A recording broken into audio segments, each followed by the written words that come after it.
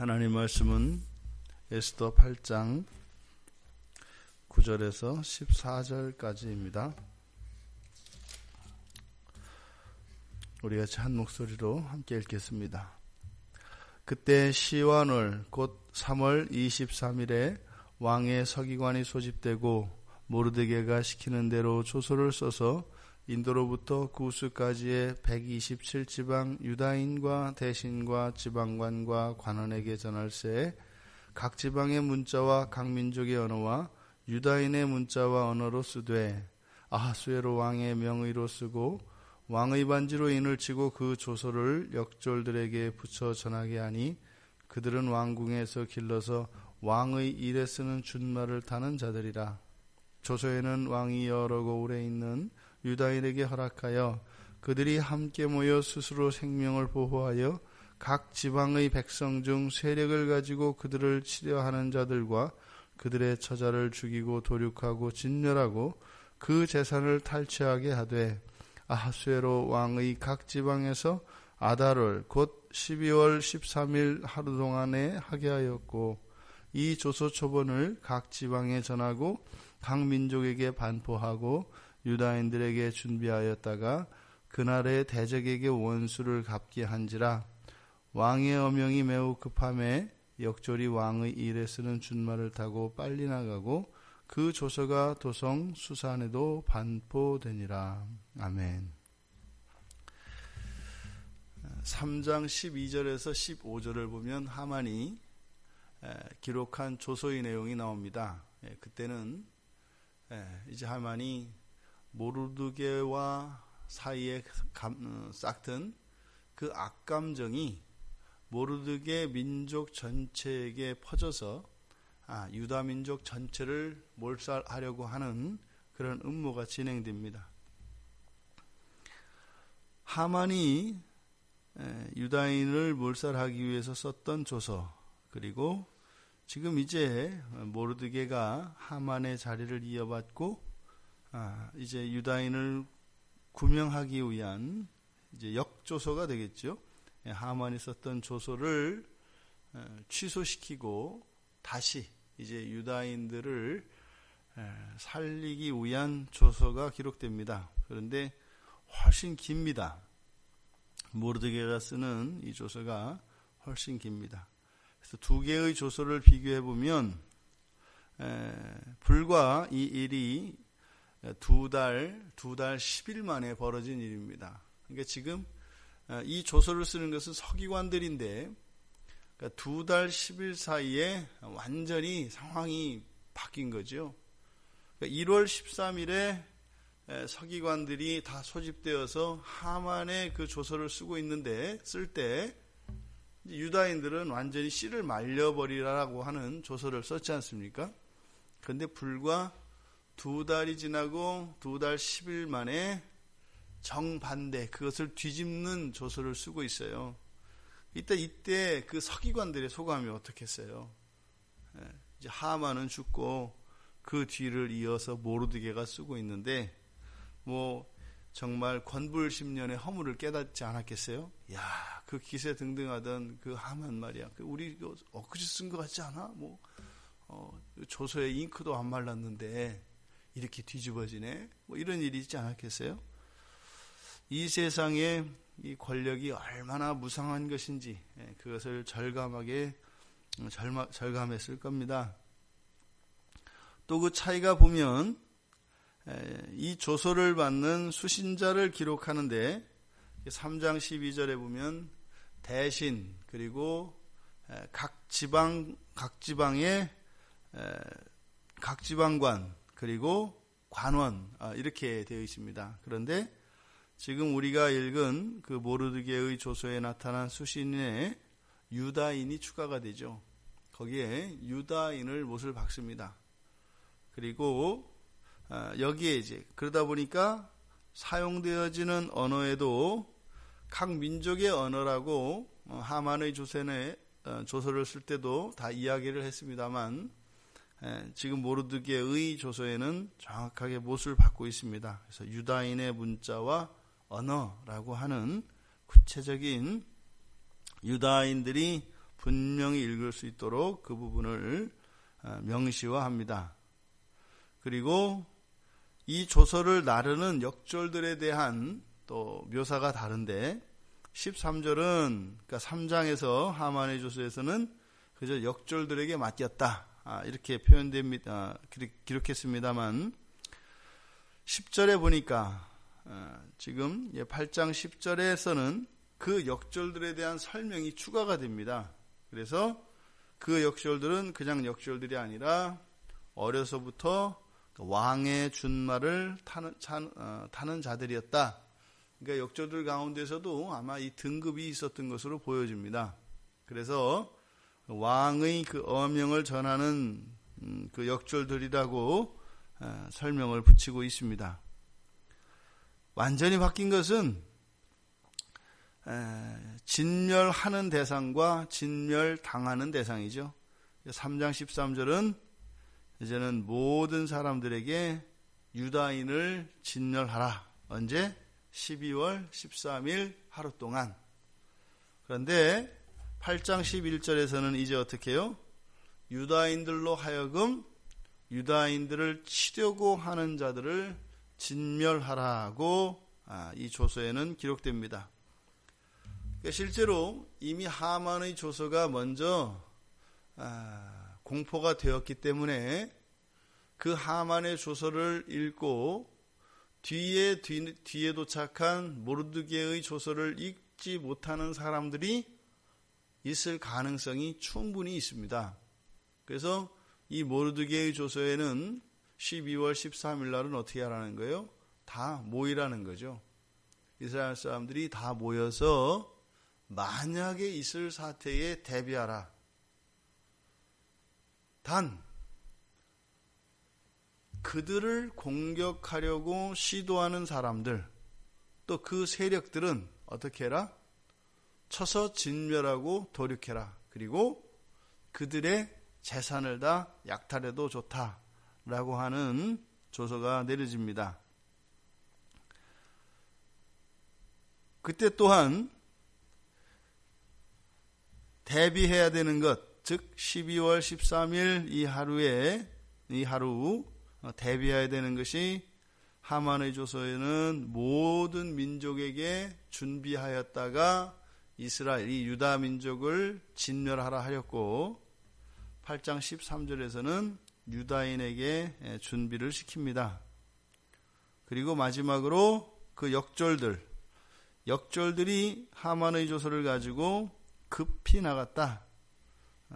그런데 수산성은 어지럽더라. 이렇게 얘기를 합니다. 근데 이 모르드게의 조서의 마지막에는 왕의 일에 쓰는 준마를 지적하고 왕의 일에 쓰는 준마를 타고 빨리 반포되었다. 라고만 합니다. 그럼으로써 마치 14절 이하에는 아무 일도 일어나지 않은 것처럼 하만의 조서가 반포되었을 때는 수산성이 시끄러웠다라고 함으로써 그것이 하나님 보시기에 좋지 않은, 그것이 올바르지 않은 그런 조서였던 것을 나타내었던 반면 이제 14절에서는 그런 문제가 해결되어져서 평정을 되찾은 것 같은 그런 분위기가 연출됩니다. 단지 이 두 개의 조서를 비교해 볼 때 하만이 유다인들을 죽이려고 하던 것 부당합니다. 거기에는 어떤 특별한 정치적인 목적이 있거나 그렇게 유다인들을 진멸함으로써 그들에게 어떤 유익이 되는 것 없습니다. 단지 뭐예요? 유다인이기 때문에 진멸시키는 겁니다. 이게 세상과 그리스도인들 사이에 일어나는 그런 전쟁입니다.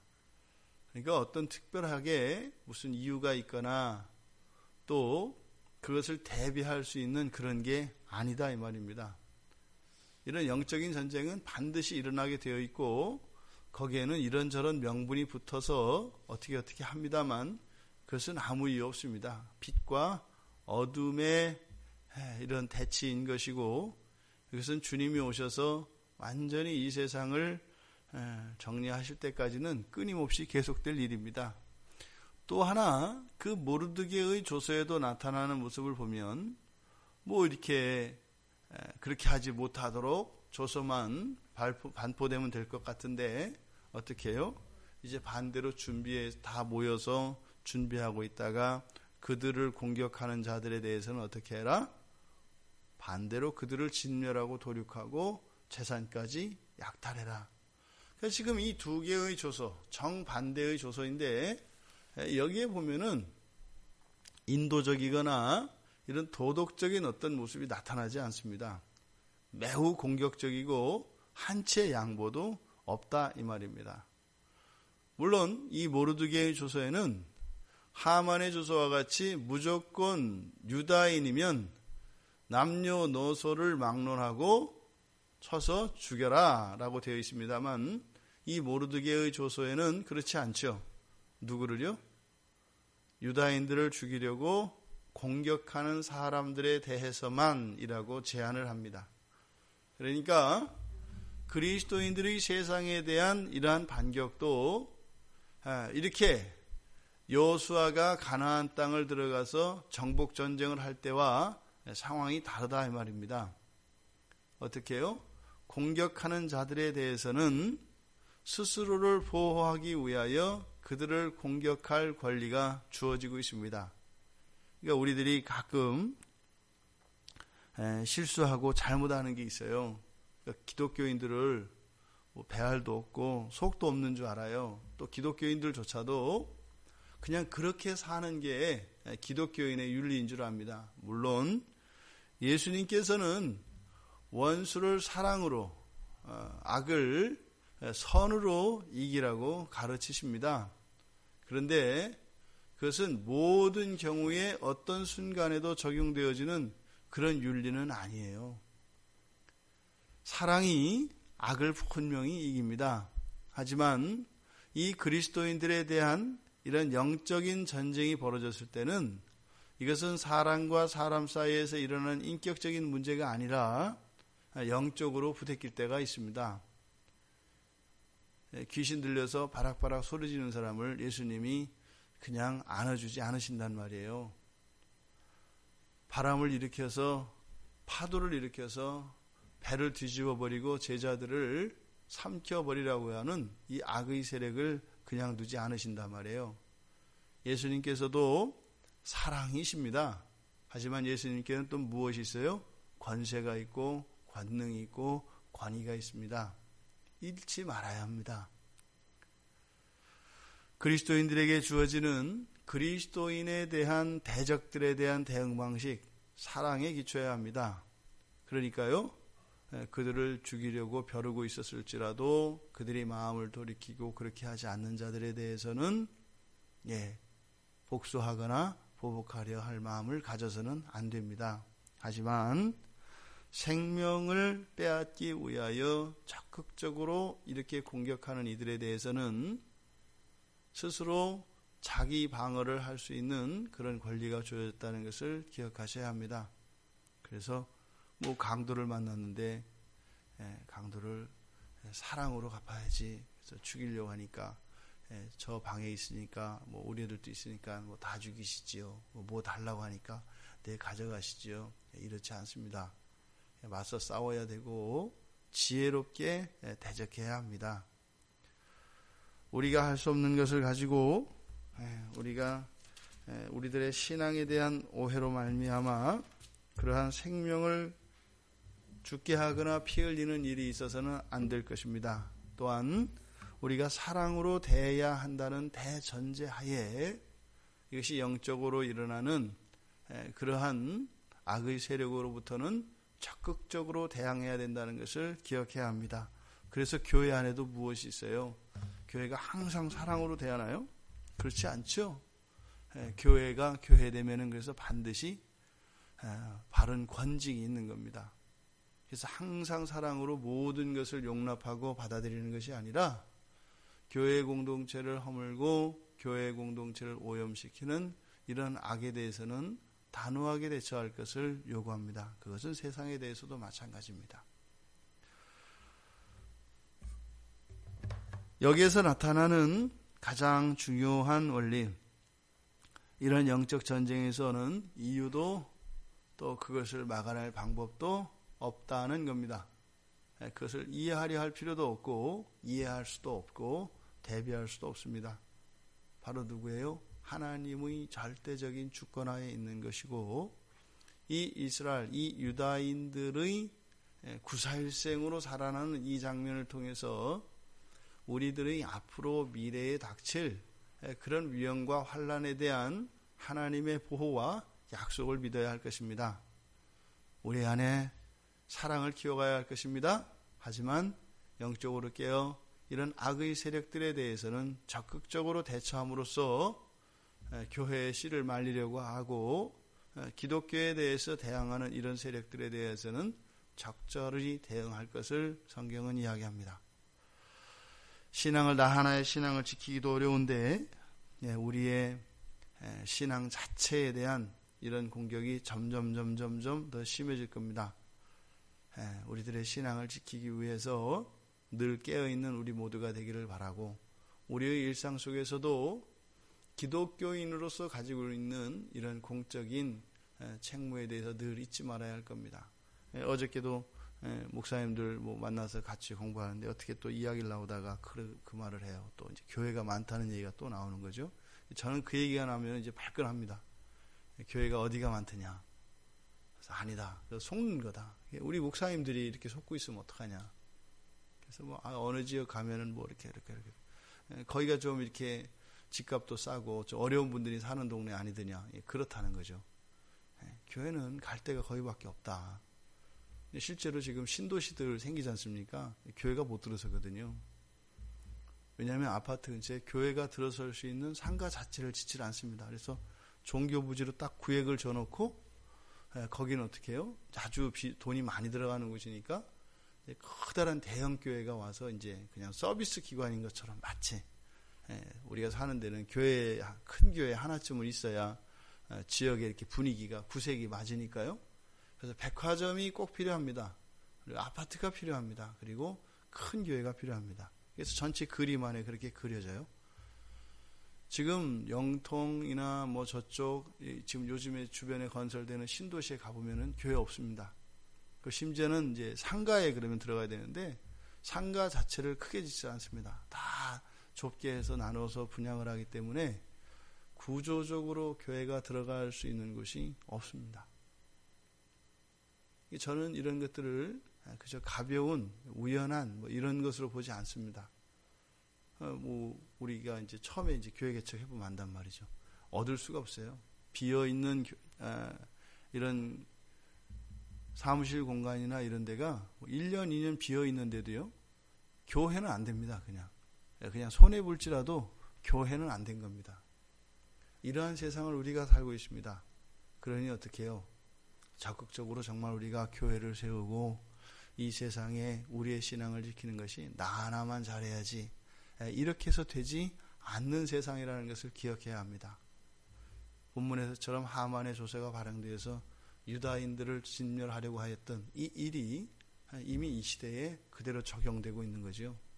그럼 모르드게의 조서는 누가 쓰는 겁니까? 여러분들이 쓰시는 겁니다. 여러분들이 이 모르드게의 조서를 쓰셔서 이 일을 뒤바꾸어야 합니다.